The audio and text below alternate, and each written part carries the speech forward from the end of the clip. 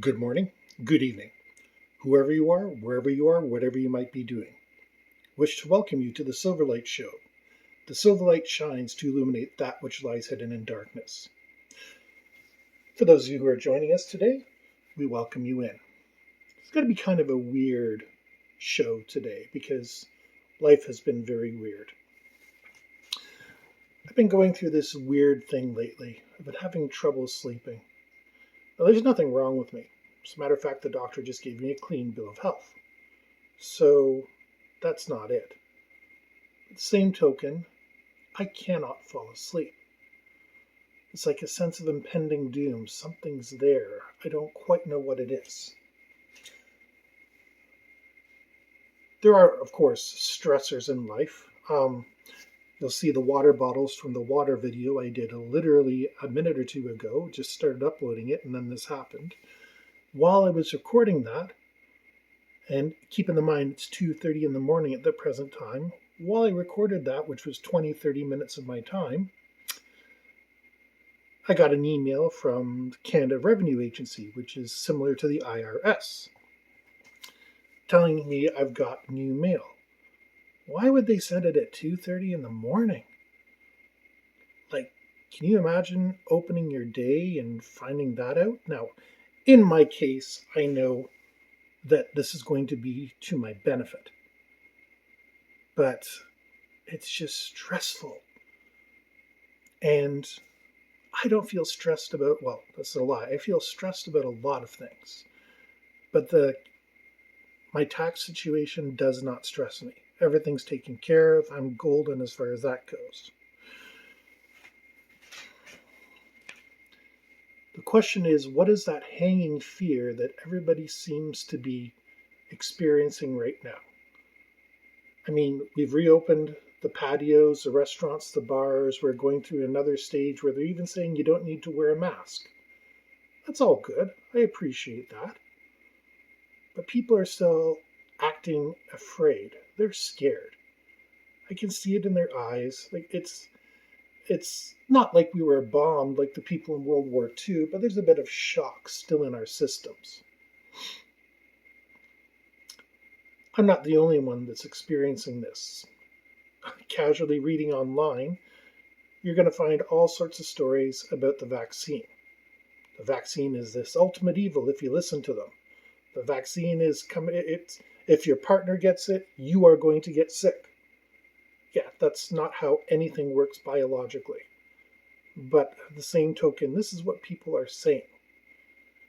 And it's just because over the past year and a half, people have gotten so upset that they're looking for anyone or anything to level their cares at. And I say cares because everybody's situation is different. I understand sitting here in the lap of luxury in the great white north, my cares and concerns are different from somebody in, Ethiopia or Pakistan or China or somewhere like that. My cares and concerns are very different. Theirs are no less important than mine and no more important. We all have different cares and concerns.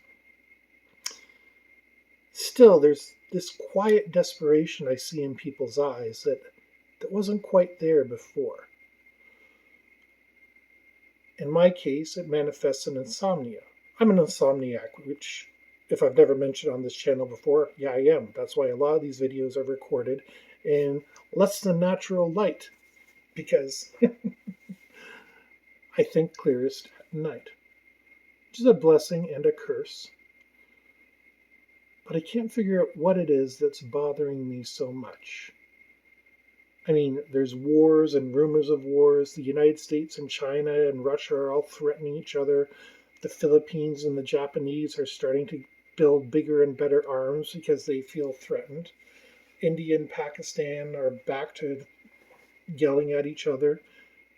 The Middle East has been a powder keg always.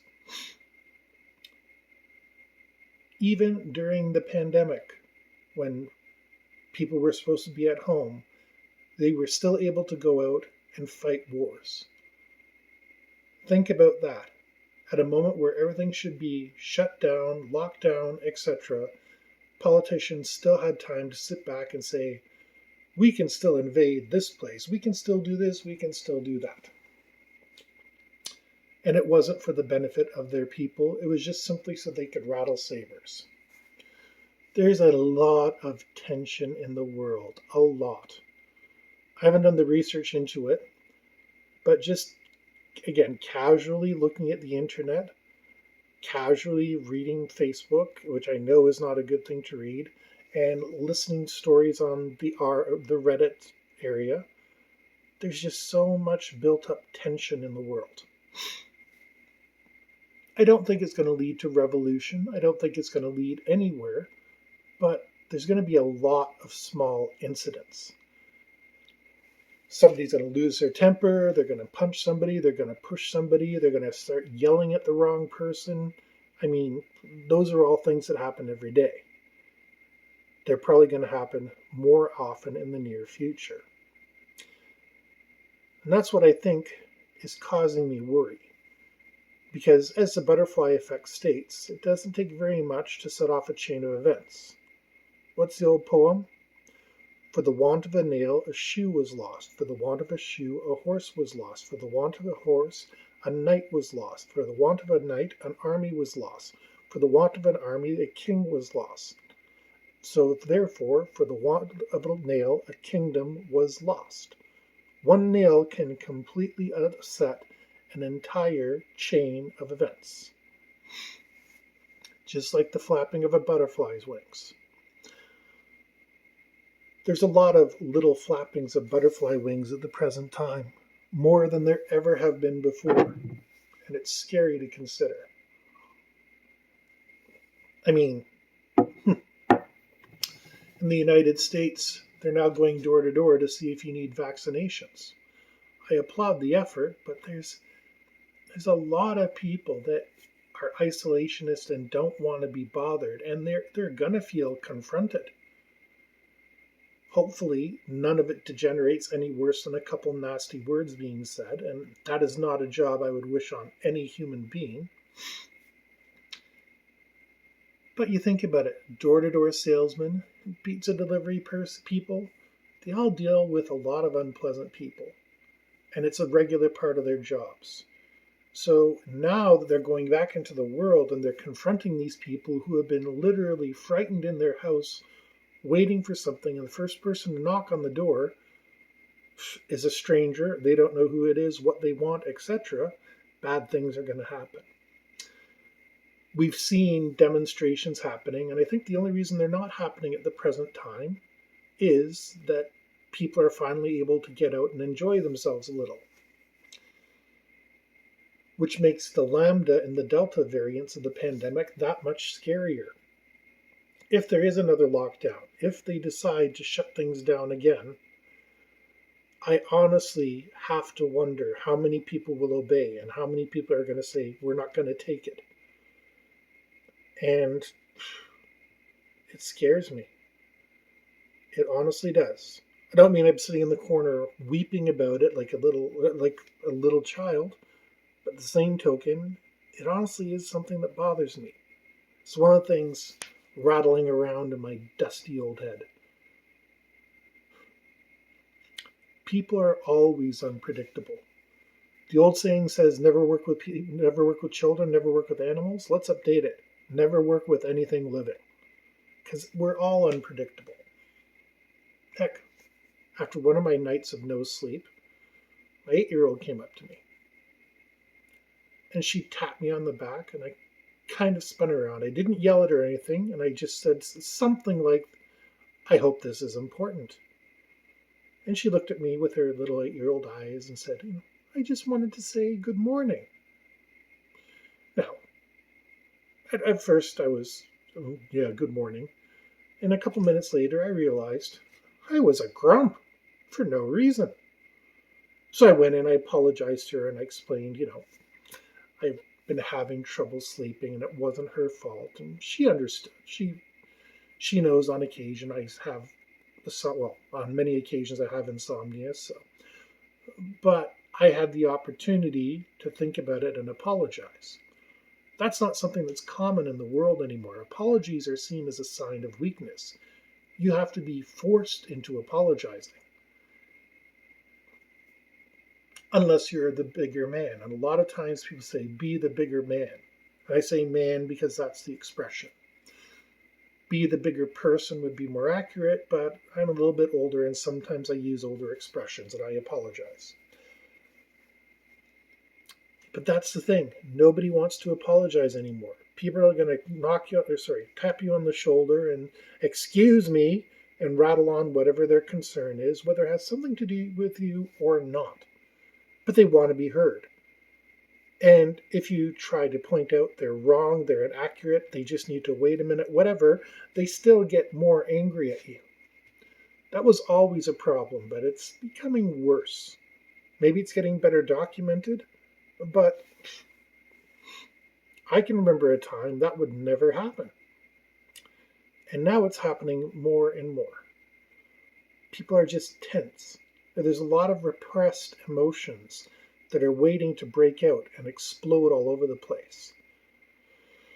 I just hope it doesn't get organized.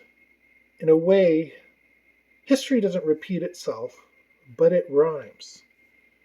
And we're kind of echoing the period in the 1920s, where people were recovering from a war and from a pandemic. Now, we didn't have a war, but at the same token, we've all been affected by the pandemic. And it's something we haven't had to deal with in many, many years. So people kind of don't know, they've lost their ability to be social creatures. And since it was never a good thing to appear weak. Your boss had to order you to apologize to a customer, whatever it was, to offer, whatever the case might be. And now it's going to be twice as hard because people are proud and they're stubborn. Those can be good things, but in this case, they're not. And with everybody all stressed out, I don't know what's going to happen. I keep saying September. September's been in my head and it's getting closer and closer. I'm not seeing people getting happier, I'm seeing them getting less happy. Now, again, I don't see them organizing in the streets. I don't see them rioting. I don't see any of the crazy things. But the potential is there. We're already seeing people like the Proud Boys coming up and talking about how they are the true representatives and they're pure. Give me a break. I'm sorry, I have no time for people like that. But people like to be included, and they like to feel better than other people. It doesn't take a lot for people to start gravitating towards those organizations, and since we've been isolated with just our families, we've been living in a homogenized sense for the past year and a half. Homogenized by meaning we're in the same culture. We see our families, a very small circle of friends, and besides that, we were in quarantine. It doesn't take a lot to push a person over the edge in that situation. And a lot of the people were already close to begin with. 2021, it's going to come to an end. We're going to have a future. The question is, what does 2022 look like? And as the Magic 8 Ball says, reply hazy, try again. And maybe that's why I have insomnia. Maybe that's why I feel worried all the time, because I've never seen a time like this before. Not during the Velvet Revolution when the Soviet republics were falling, not during 9/11, not during all those times have I seen anything quite like this. It's going to be interesting to figure out what we do about it. But anyways, wish to thank you for listening to the Silverlight Show. Please leave a like, subscribe if you haven't, and comments are always welcome. You can reach me on Twitter at SilverlightLive. You can email me at silverlightservices@gmail.com. That's silverlightservices@gmail.com. And of course, you can click on my website, go to Amazon, buy a book, because that helps me out most of all. So once again, from the Silverlight Show, we wish everybody that you have a great day.